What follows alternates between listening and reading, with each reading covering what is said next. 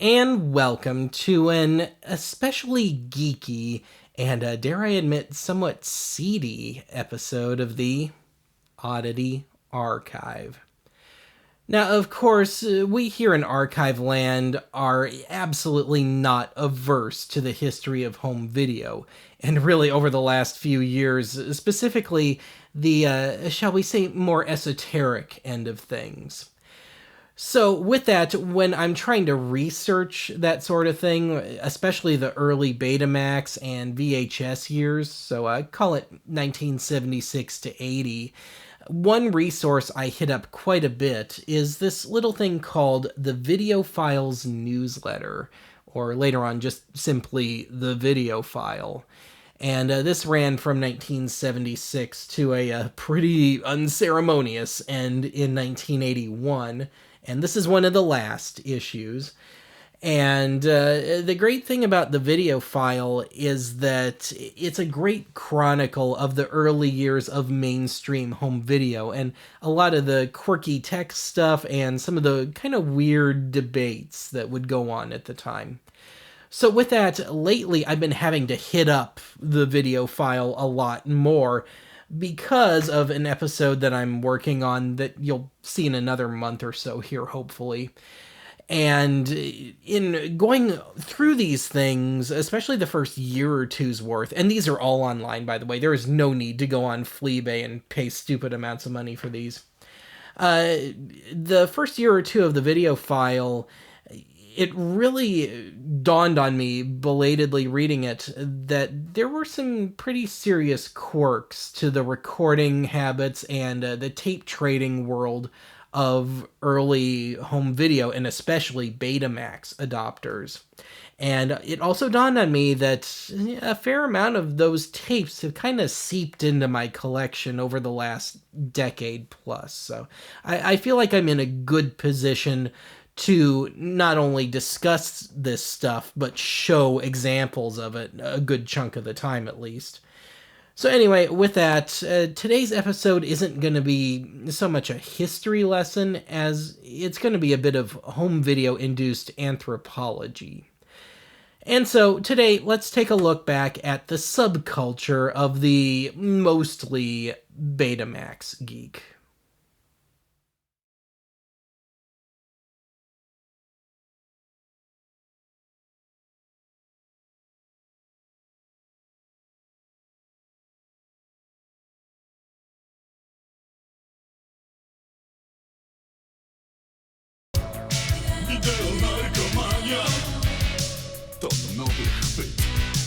Many people have legal problems, but don't have a lawyer and don't know where to turn for advice. Before we really dig in, I think a little background is in order.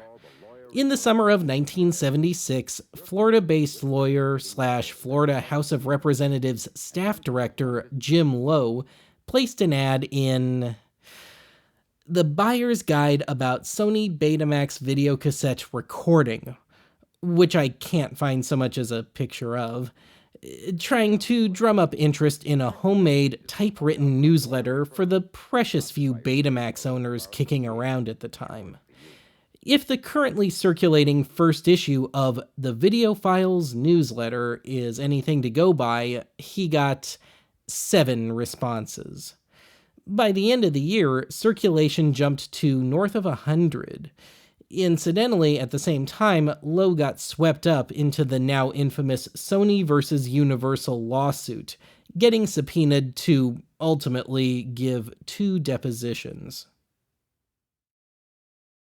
Getting back on track, in the first couple years of the Video File's existence, it functioned as the perfect microcosm of the then brewing subculture of early home video adopters of all formats, featuring a mix of tech reviews, tech advice, video-related gossip, classified ads, mostly for people looking to trade off-air tapes, and ongoing debates, including debates on the proper way to record. This is the period we're gonna mostly stick with today. Getting back to the story of the Video File proper, By mid-1979, the little typewritten newsletter gave way to a full-blown glossy magazine, and one with an ever greater emphasis on the tech end of things. Now, I can't say for certain, but I believe Videophile came to an especially unceremonious end with issue number 32 in August of 1981. Seriously, there's nothing to suggest it was the end of the road. If there ever was an issue number 33, I found no evidence of it.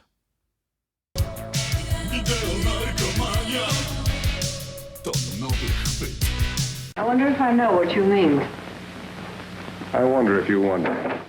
Within my own collection of tapes, and of the video geeks I've known that experienced the home video boom firsthand, the general practice was to try and keep any commercials or other ephemera off of your recordings.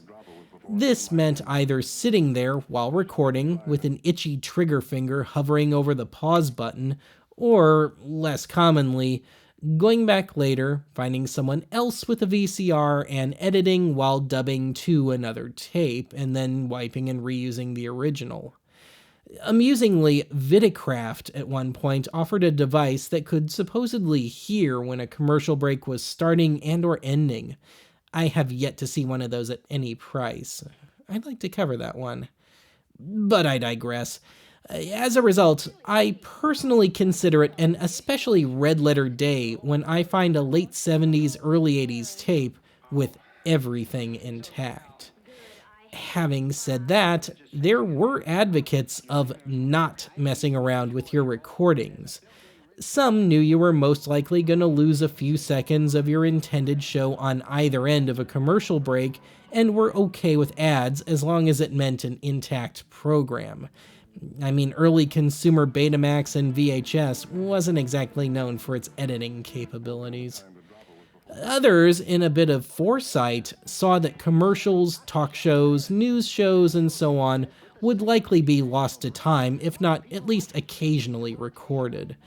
Funnily enough, it was Videophile founder Jim Lowe, as early as issue number 3, November 1976, who was advocating periodically recording these seemingly lesser items, while conversely dispensing tips on cutting the chaff, if you will, out of the so-called good recordings.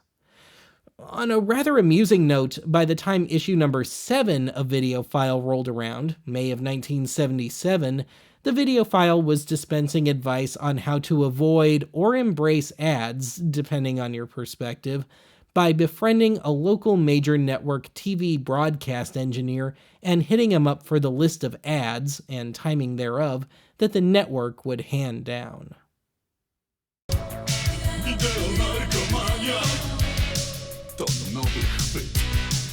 I think the statute of limitations is up on this one. Not to mention, there's no real point to an exercise like this today, so here goes. The best way to chop commercials is by, 1, chugging something heavily caffeinated, because, you know, all the good stuff is usually late at night.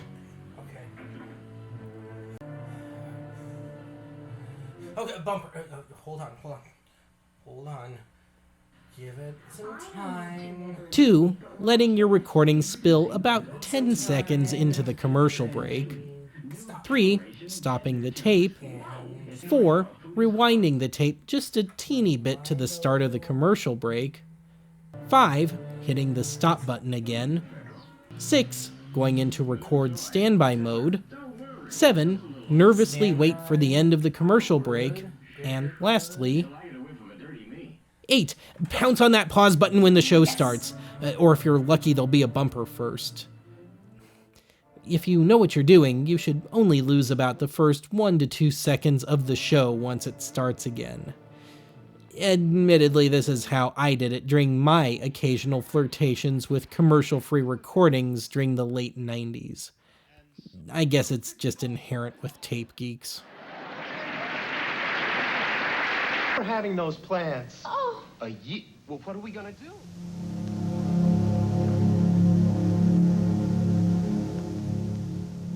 On the duplication end of things, some of my own tapes were clearly recorded with the intent of duping. For example, I have a copy of Alien, recorded off Showtime in early 1981, that's marked on the spine that it's best quality. But rather amusingly, it would be soon bested. Within a few months, Alien dropped on Betamax, VHS, and Laserdisc. But I digress. It can be a bit of a trip to try and decipher the notes and at times the cataloging systems on these labels. In the case of the Alien tape, as best as I can figure out, we've got a would-be master for copying, recorded at X2B2 speed, uncut, with the movie probably ending at the 825 counter mark on the original user's VCR. Or maybe not. Another tape from the same batch, same handwriting, shows this copy of The Long Riders as the master, best copy, uncut, but then we've got digits 02 and an S with a circle around it. Those are indiscernible to me. Amusingly enough, Videophile did attempt to standardize such matters in the fall of 1978, but not a one of my tapes adhered to that system. As an amusing postscript to this segment, one tape in my collection is a second-generation copy of an off-air recording of the 1944 classic Double Indemnity, with two copies of the same off-air recording on that one tape. More amusingly, two of the original commercial breaks and most of the bumpers are intact. I have this mental image of someone drowsily trying to record the original copy of the movie really late at night, then taking that tape to a quote-unquote trading convention, whereupon it was duped twice at the end of a very long, hazy night. Read my copy.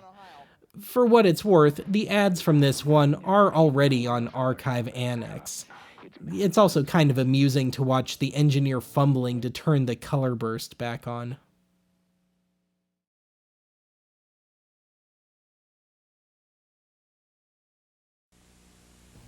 From Sony and Vidco come the absolute end in accessories for your video recorder, the AG200 and AG300 auto changers. These amazing devices actually load and unload 3 cassettes from your recorder, so you get 3 times the programming you normally get. Sit back and enjoy even the longest movies without leaving your easy chair. Come by Vidco and let the experts show you the Sony auto changers. Vidco, the source for home entertainment, 7972 East 41st Street.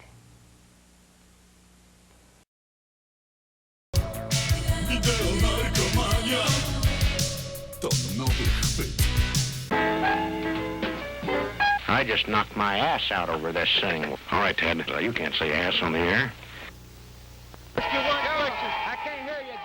One of the telltale signs that you've got a traded tape is, well, not so hot quality, but more tellingly, the presence of a recording whose main content has the ads cut out and using that saved space at the end for things like cartoons, musical performances, and, my personal favorite, blooper reels. Besides the extra room, you get a little extra class, a little extra comfort, right here in the new Club Cab SE. The best motherfucking truck I ever owned, and that's no bullshit. I'll tell you what's up, Doc. Over the years, I've encountered Looney Tunes cartoons and excerpts from shows like The Midnight Special and Don Kushner's Rock Concert. The latter including performances from a pre-hit Cheap Trick.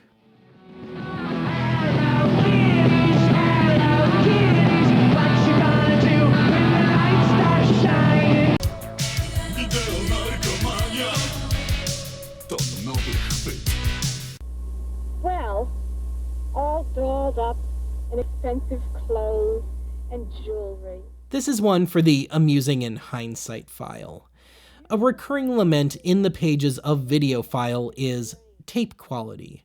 I mean, I get it. Tapes were usually $12 to $15 a pop at the time, and you can nearly quintuple the price to adjust for inflation as of this episode. So, yeah.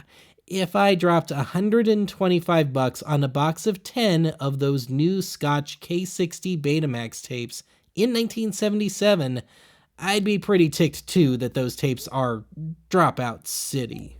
This is a hard merchandise to find in a girl from the Kentucky hills. But I can write my name.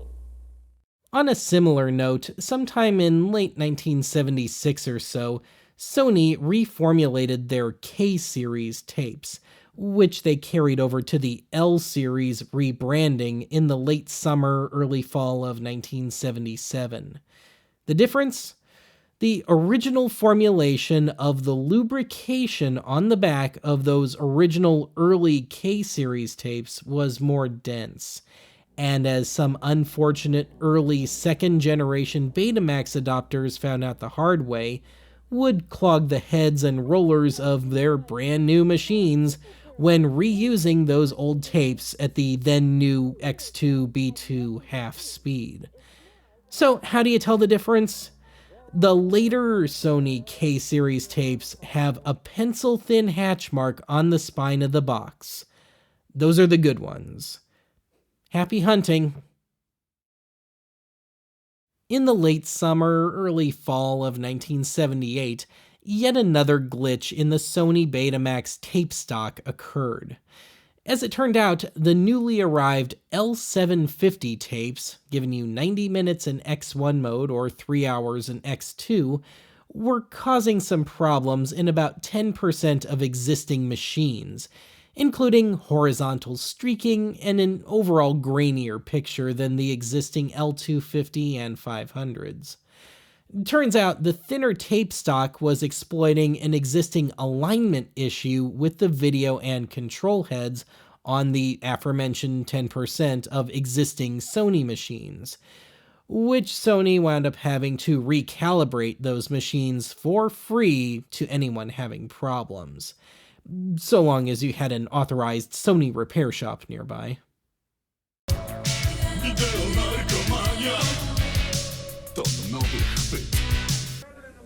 What do we have here? What do we have here? Look at that movie. My goodness gracious.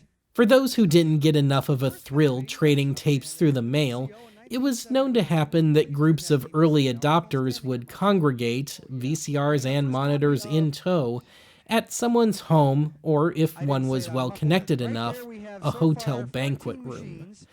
By virtue of being the only group to document their exploits, at least the only one that's surfaced as of 2023, this famous/infamous group of collectors was known simply as the VCO, or the Video Collectors of Ohio, though the membership extended well outside of the state. And getting back to my bit about well-connected, one of the members of that group owned a hotel for a while during this period. Sometime quite early in the run of home video, like pre-Betamax, someone realized that several videotape machines could be daisy-chained with relatively little degradation of signal. The chroma color levels might get a little screwy, though. Anyway, as such, why not get a bunch of VCR owners together and have a little geeky, probably somewhat sweaty party? Of course, if the material is more mature, you may need to start a little side party in a hotel room. But I digress, again. Anyway, the VCO, remember them, ran with that whole daisy chain idea as far as possible. One of the surviving convention tapes shows 14 machines dubbing a single copy of Superman all at once. Now, as for the end of these conventions, well, the last VCO convention occurred in March of 1981, and looking at it from today's perspective, it's not too surprising, just in general. More and more material was getting legally released on home video, and there was, rightly, a certain fear that an FBI plant might be in attendance, and it caused low attendance in general, and really, thus effectively spelling the end of the Wild West era of home video. Change some tape, so we'll see you in the next part of VideoCon 1980. Get over here. You stop it. He did that again in Hollywood, and we're going to see you later. Goodbye.